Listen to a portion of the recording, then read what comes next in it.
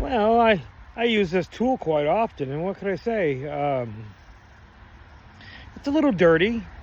You know, there's worse things out there to pretty much work with and stuff like that. I mean, but I like how I use my tools. I like the capabilities of getting a little dirty.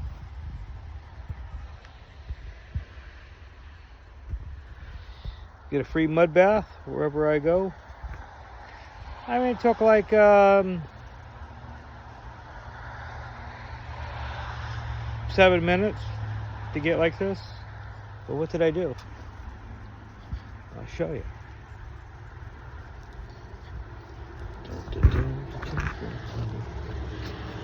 I had problems with my signwood not growing.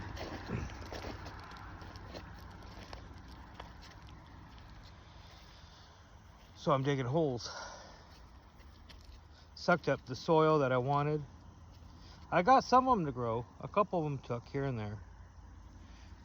You know, popping out here and there. My cutting techniques didn't exactly go too well, but I got a few. I duplicated an orchard, I know that.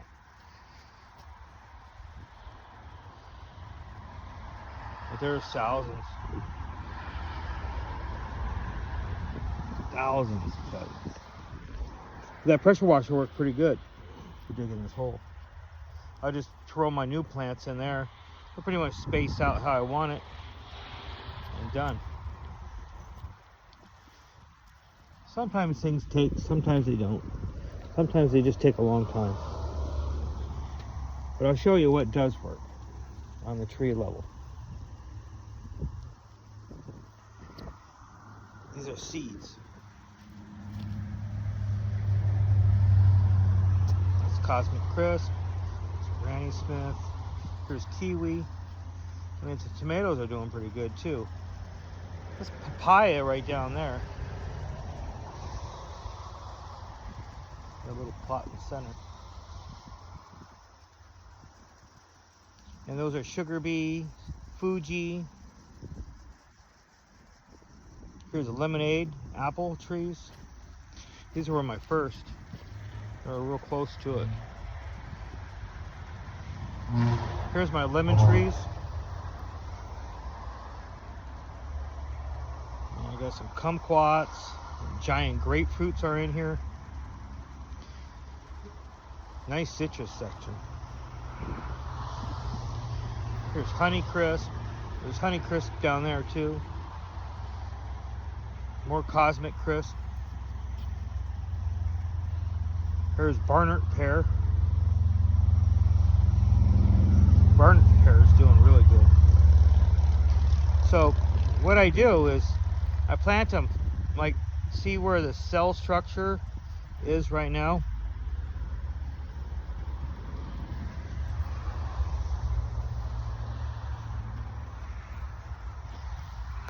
Pretty much even, but just a little divot. So I drop my seeds in there and let it grow, then I slowly keep adding more soil to it. And then I just keep adding more soil to it. I'm in the middle of summer, so when I plant the seeds in the ground, I plant little hefty amount of soil, a shovel full on top, about an inch deep. I'll bury it, and then along the way I just keep adding more and more and more. So I'm not pushing the seeds in the pot. They're all equally sitting right on top, then I put the soil on top. I'm not burying it, placing it, and then I put the soil on top. It seems to work better. I got a little barren area here, but looks like they're just coming in. It takes a while for them to pop up. These are more lemons, or kumquats it says. This is about the only weed I've seen for a while. Most of my weeds are like tomatoes, and plants that I like. You know what this plant is? Common mallow. It's like a a thickener for food, like you bake with it. Very old plant. A broadleaf, arrowleaf plantain. You know, I'm pretty good about not destroying everything. These are apples. And I think this is a Ronia berry. They are coming in. Real slow taking. My God. Berries.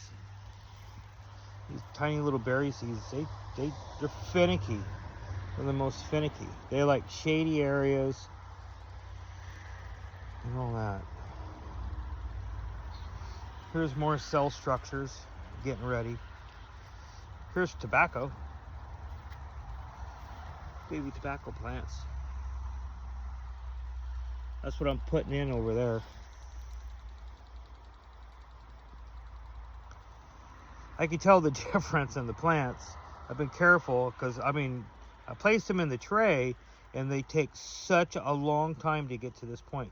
I don't know if you've seen tobacco seeds. Very small, very small. It's like dust. And other things started popping up. So I've been kind of patient because I don't want to plant a whole bunch of stuff that just to plant it. These are, and this soil went through the wastewater treatment plant. So these are like the most hardiest plants on the planet for heat resistance that I have left. It's kind of neat playing with those ones that you get at the wastewater treatment that takes this most intense heat, cooking and processing. They're the best for you on the planet. They are.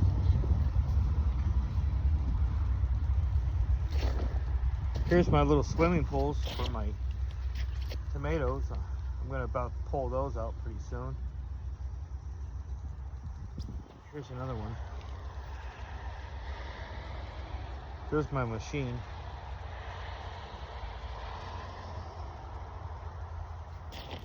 Here's my potatoes.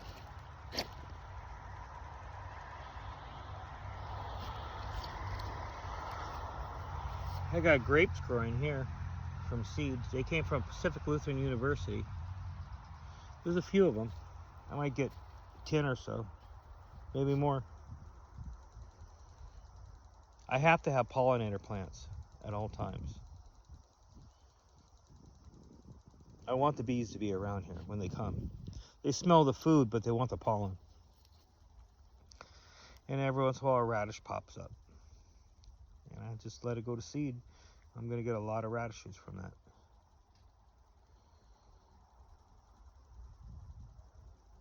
Here's amaranth.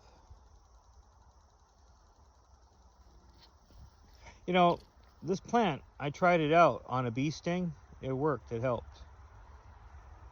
For wounds and stuff like this plant makes a good poultice for healing.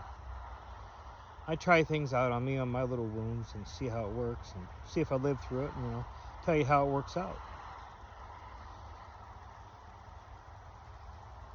Like that plant right there. That's comfrey, I think. I don't know. It's something. There's a lot of different stuff running around here.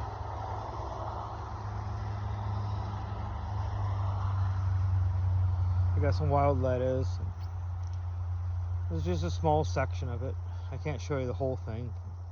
Just piece by piece. I like to see the bee.